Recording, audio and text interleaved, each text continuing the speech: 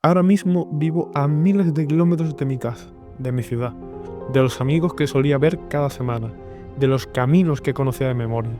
Estoy lejos, muy lejos, lejos físicamente, pero también emocionalmente. Y hace unos días decidí hacer algo que suelo hacer cuando necesito reconectar conmigo mismo, perderme, irme al bosque, solo, con mi bici, a pasar la noche. Pedaleé durante horas, cruzando carreteras vacías y senderos de grava.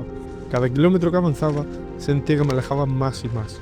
No solo del pueblo donde ahora vivo, sino del mundo entero. Y eso tiene algo de mágico y algo de aterrador. Porque no es lo mismo estar lejos de casa que estar perdido en un lugar donde nadie te conoce, donde nadie sabe que estás ahí. Y así fue. Me adentré en un bosque más grande de lo que había imaginado, más profundo y más denso. Uno de esos lugares donde ni siquiera Google Maps sabe orientarte. Y por un momento dejé de entender por qué había venido. Me perdí. Y no fue un gran drama. No me atajó ningún animal, no vino ningún asesino en serie. Pero bastó con el silencio, bastó con las sombras de mi linterna, proyectándose sobre los árboles, huyendo cada vez que me movía. Bastó con los crujidos invisibles de ramas que no pisaba yo. La noche no era oscura, era espesa, el aire no era frío, era extraño. Y todo, absolutamente todo, me recordaba ese miedo infantil que creía haber dejado atrás. Pensé en Slenderman, no como creepypasta, no como icono de internet, sino como presencia. Ese ser que no necesitaba moverse, ni hablar, ni siquiera hacer ruido. Solo estar, solo esperarte. Tan solo le hace falta mirarte desde algún rincón de ese bosque.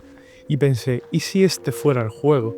¿Y si estuviera dentro de Slender, pero sin música, sin gráficos y sin pausa?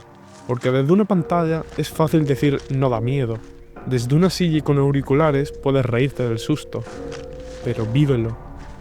Caminar tú solo por un bosque que no conoces, de noche sin cobertura, con los árboles susurrando cosas que no entiendes, con la linterna parpadeando, y dime que no sientes nada.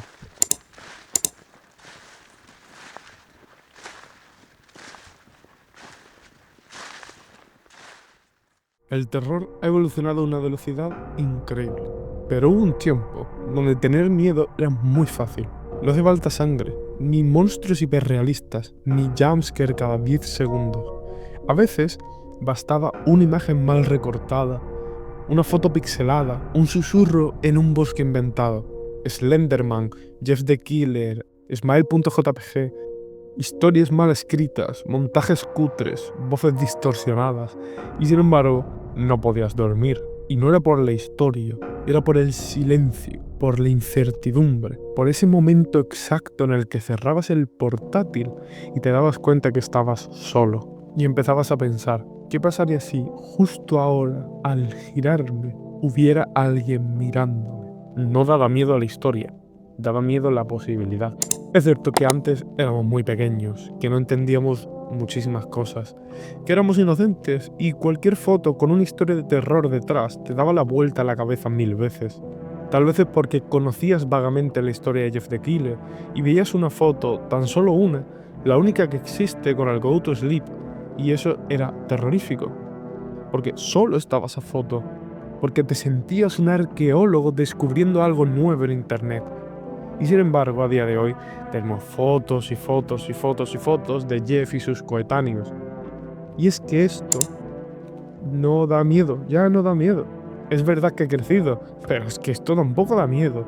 Podrá ser mejor pensado y creado, pero la idea terrorífica es la incertidumbre de no saber qué es Jeff the Killer, de conocer su historia a medias, de un amigo del colegio que te la ha contado mal y a su manera, y que tú llegues a casa y busques una foto en internet. Molaba porque era cutre, molaba porque eras un niño y no sabías lo que estabas viendo, molaba porque era la época dorada de los creepypastas y los youtubers, y la mayoría de personas que están en internet ahora mismo no la han vivido jamás. Ahora todo es demasiado explícito, todo demasiado editado, todo demasiado explicado, todo muy sabido.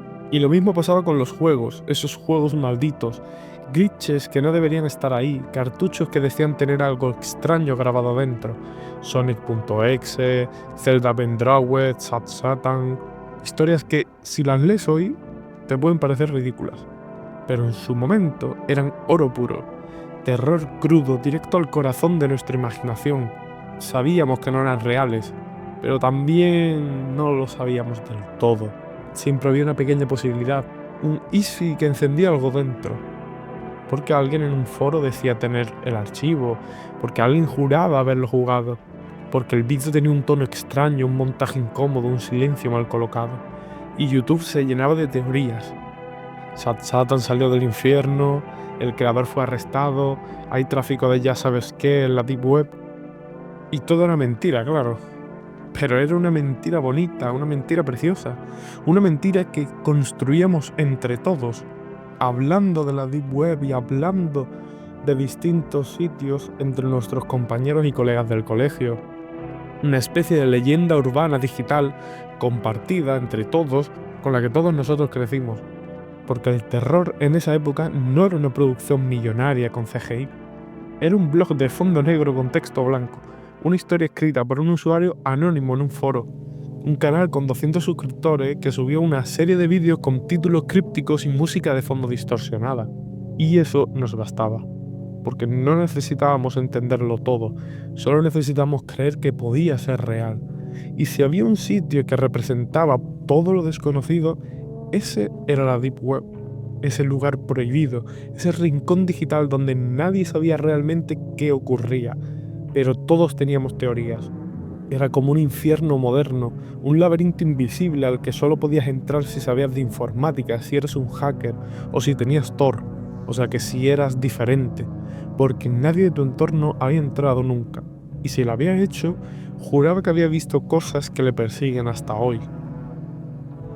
Cosas como hay mercados de órganos, puedes contratar asesinos, hay rituales grabados en directo, o hay cuentas atrás que si las ves por completas vienen a por ti. Y tú todo esto lo escuchabas con los ojos bien abiertos, a medio camino entre el miedo y la fascinación, como ver un accidente. La Deep Web no era un sitio real, era un mito. Una leyenda urbana digital, una selva sin mapa ni salida de la que si entraba no salías igual. Era la cueva del terror para nuestra generación, y lo mejor de todo es que nadie sabía cómo era en realidad. Ahora todo es muy distinto. Todo el mundo ha oído hablar de la Deep Web, hay vídeos explicándola con voz robótica, con miniaturas de color chillón y tutoriales sobre cómo entrar con seguridad. Ya no da miedo, porque ahora es contenido, porque ya no se explora, ahora se consume. Y lo que antes era un misterio, ahora es un top 10. Lo que antes era peligroso, ahora es una categoría de TikTok. Lo que antes te hacía temblar de solo oír su nombre, hoy es parte del algoritmo. La Deep Web ya no da miedo, porque ya no tiene misterio, porque sin misterio ya no hay terror. Lo que realmente nos aterraba no era lo que había dentro, era no saber lo que había dentro. ¿Y sabes qué es lo más triste? Que nunca tuvimos que entrar, nunca vimos nada realmente, pero aún así esa idea nos marcó. Porque el miedo verdadero no necesita pruebas, solo necesita espacio. Espacio en blanco para que tu mente rellene los huecos, para que el silencio haga el resto. Y creo que esa es la clave, el silencio. El espacio en blanco que obliga a tu cerebro a imaginar algo ahí, en esa silla, en la oscuridad de tu cuarto. Ese es el terror más puro y humano que ha existido nunca, el de la incertidumbre. Por eso triunfó tanto Slenderman, y sobre todo el videojuego, porque era cutre como el solo, pero la idea, el concepto es terrorífico.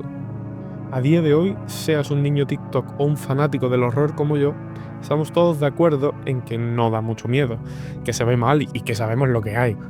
Necesitamos algo más para asustarnos.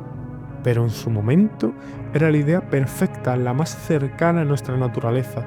Y todo esto lo digo por la experiencia que tuve y que conté al principio del vídeo.